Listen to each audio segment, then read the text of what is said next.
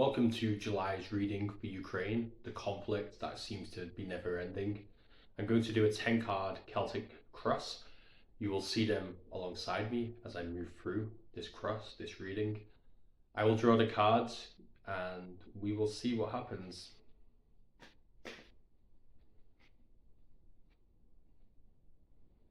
So we have the Hermit.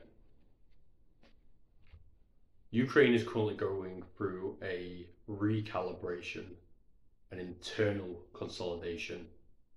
After basically doing counter-offensives during the winter and then Russia now doing renewed pushes in the spring, we're in this position where almost as it seems like a stalemate. There are arguments over who is actually winning.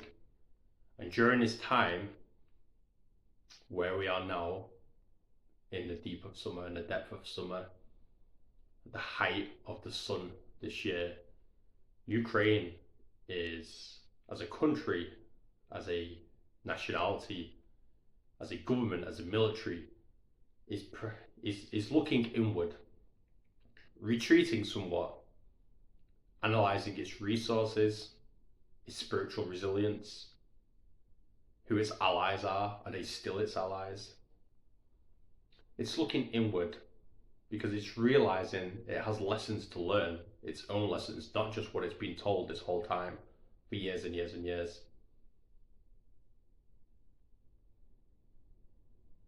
It's always known, Ukraine has always known, it can only truly rely on itself.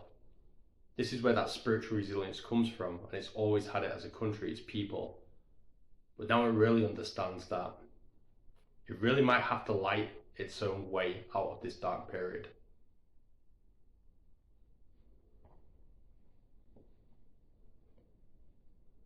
And with the Page of Cups, emotions have always been running high, but they are running higher than normal at the moment, as we have these fragile, kind of a joke, peace proposals potentially, and this tentative diplomacy. And it mirrors what Trump has done, where he's almost seeing the war as, from a neutral perspective, as two people fighting, not on the side of Ukraine. So this is a challenge for the Ukrainian government and military. It needs a proper container to put these emotions in. It was all too easy to just kind of act through feeling alone at the moment, and to do something that would completely derail any potential peace plan. It seems to me that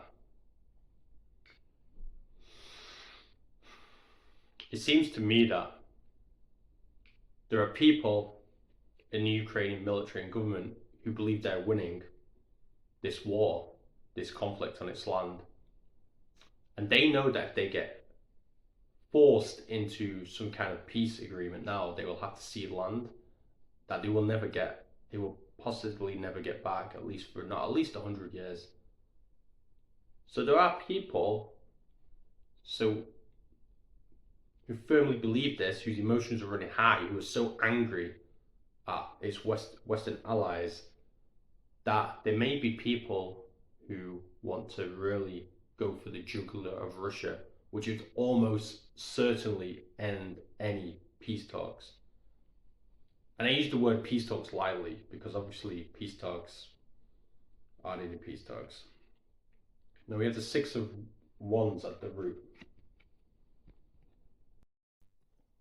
And this is showing us that underneath everything is Ukraine's continued determination to create these symbolic victories, these symbolic moments like Operation Spiderweb, where they dismantled all of the Russian, not all, but many of the Russian bombers, or these kind of attacks on air bases. They are showing morale under pressure. Morale under pressure. They have not given up on the symbolism of this war. We have the might, the very dark might of Russia, with its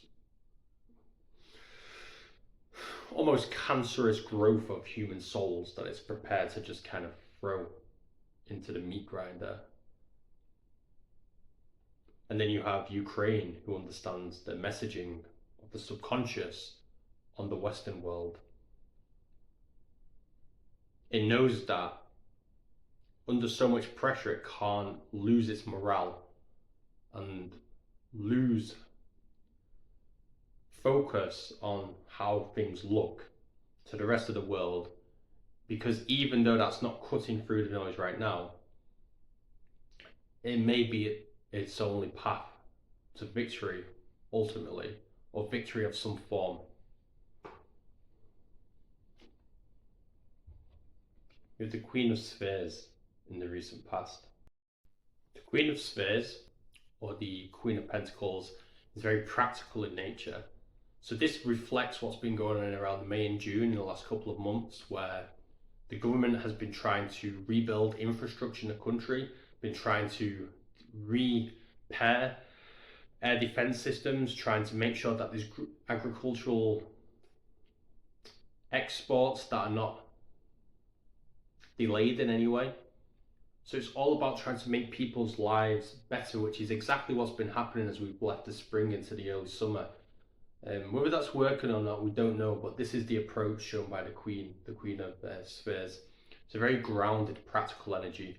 So we've had the symbolism, which has always been underneath all of this whole conflict since the full-scale invasion. But there also has to be this, there has to be this grounded, practical side of things, so that people don't lose morale on the ground. Okay, and the crown, the star. So the star is very self-explanatory. The people of Ukraine, both ordinary on the ground and the people high up in the military and the government, they're not losing hope. They understand that hope is absolutely everything.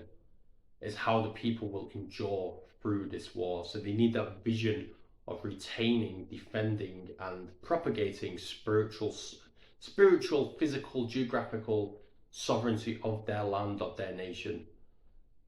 So we have this, we have the symbolism that underpins everything and the hope that keeps people looking up and forward. And then what's coming up is the Seven of Cups. So the near future in a Celtic spread is basically, from my perspective, almost unavoidable. It's what we're moving into now. And this is the expect confusing narratives and disinformation. Now, that's obviously been something that's been happening throughout this war, but that's always been happening from Russia and its allies. But this is reflecting actually what's happening in the West, especially with Trump. Are they stopping these air defense systems? Are they resuming these air defense systems? It's very confusing. And despite the hope and the spiritual resilience of the Ukrainian people and the symbolism that they continue to try and inject into this war, you cannot remove yourself from its allies. Ukraine is very dependent on the West. There's no getting around that. And with all this confusion in the narrative and all this disinformation that's being pumped out by all sides, including its allies, clarity is going to be muddled. And even this recent phone call this week that we believe has happened with Macron and Putin, even though we do not know the contents of that, this is very confusing and difficult for that morale under pressure of the Ukrainian people and the Ukrainian government, and especially the soldiers in the east, in the trenches essentially.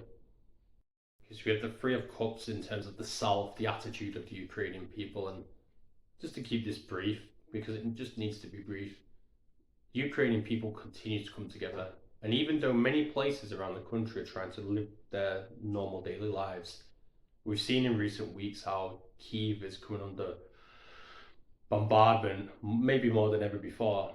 I'm not in Kyiv, so I don't know. I can only see through the news. But people are coming together. People are enduring. That spiritual resilience is very clear to see, and it is obvious if you know people who are from Ukraine, as I do. Externally, Western allies, including NATO, are showing cautious maybe the optimism, but satisfaction with the way the war is going. But this card warns that we must guard against complacency.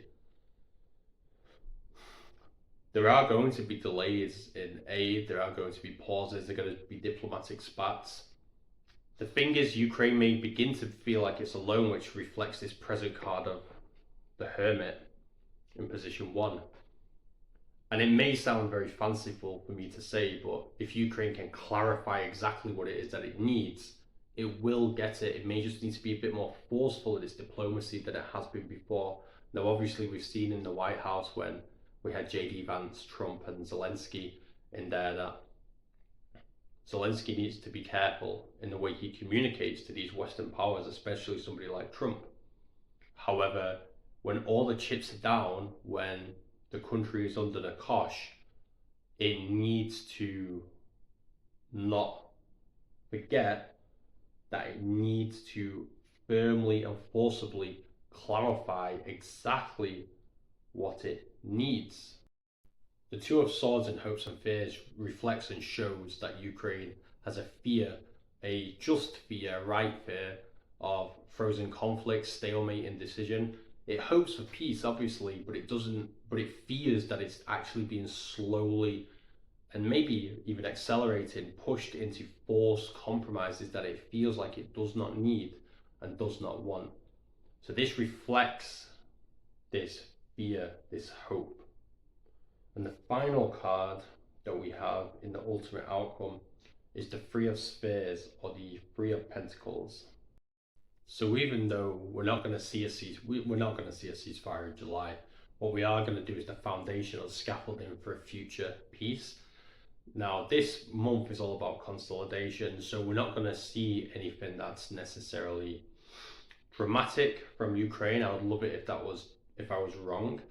What we are seeing is trying to maintain and consolidate its position despite the pressures, the uncertainty, the confusion that is happening not just from the east with Russia, but from its Western allies, and also from within, as has happened recently. There are pressures within, there is uncertainty within, there is a lack of clarity within the country to the east and to the west.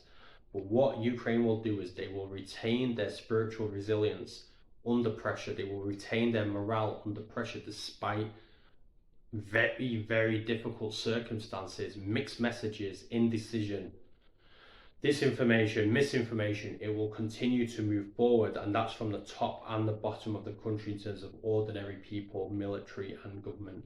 So just to summarize, I don't see anything dramatic happening this month, but what we will have is little small positives and negatives from both sides. However, it's really, really important, as we go back to that Page of Cups, that nobody with any power and control in the Ukrainian government or military does anything that loses all this progress. They need to place it in the proper container of where we currently are, which is a transitional phase to essentially ending the war. Now, if you think I'm wrong, if I have missed anything, I would love to know. I am not sensitive to criticism. Please, please, please correct me if I have got anything wrong here, or feed me some information if it would help me in future videos. I will do one again in August. 4 weeks is a good enough timeline to do this because things do happen, sometimes very fast, sometimes very slow. But over the course of a month, you get to see exactly where we are. And unfortunately, despite some ups and downs in the recent months, it's kind of actually very difficult to understand where we currently are. So doing a tarot reading is kind of helpful to try to put things within a framework so we can understand and interpret them. If you want a private consultation, I actually do tarot readings for all types of things.